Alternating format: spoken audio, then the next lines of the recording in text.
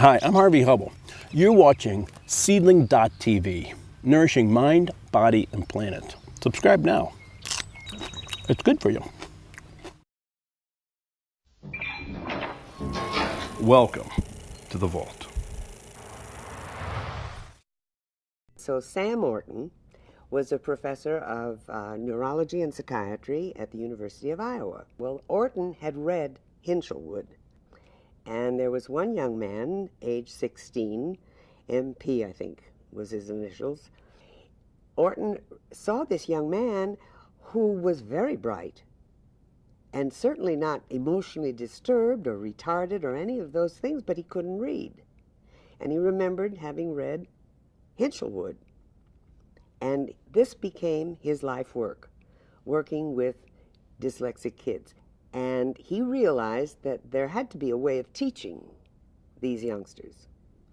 So he found Anna Gillingham, who was a school psychologist, and Bessie Stillman, who was an educator, a teacher, and worked with them to develop a system of teaching these children utilizing a structured language program. And it's been successful. Now that is called the Orton-Gillingham method, which is great. It has many offshoots.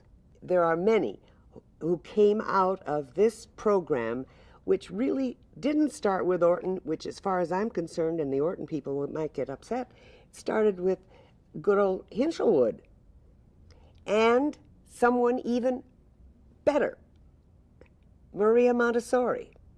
Maria Montessori developed a method of teaching children, letting the children guide the teacher instead of the teacher implanting crap on the children all the time. So she devised a multi-sensory approach. She had exercises in practical life, sensorial material, language, and math. This is the beginning of the Orton-Gillingham method because it is multisensory. It starts in the preschool. The exercises in practical life. The thing about Montessori that I love, she believed in indirect preparation in teaching.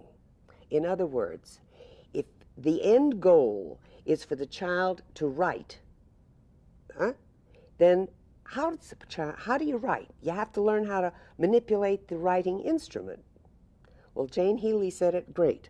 She said, you pinch and you make a shelf when you hold a pencil. You can do that, it does it. So you pinch and you make it. Okay, this requires digital dexterity of the hand, especially these three fingers. If you're pouring rice, you have two little pitchers. You use these three fingers to pour the rice.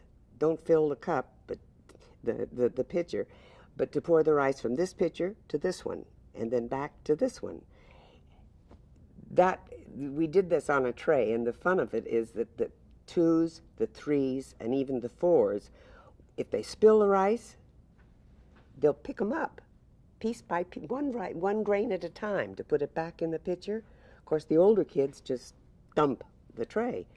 Anyhow, these three fingers were important because the end goal is not the three fingers, but someday to write. You know, the child learns spoken language through a multi-sensory avenue, through the eye, the ear, and then he's drawing and he makes letters, and that's kinesthesis, so it's sense of touch and that sense of movement.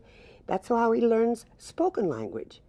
And that's how these youngsters best learn written language, utilizing all of the senses, not just the eyes or the ears.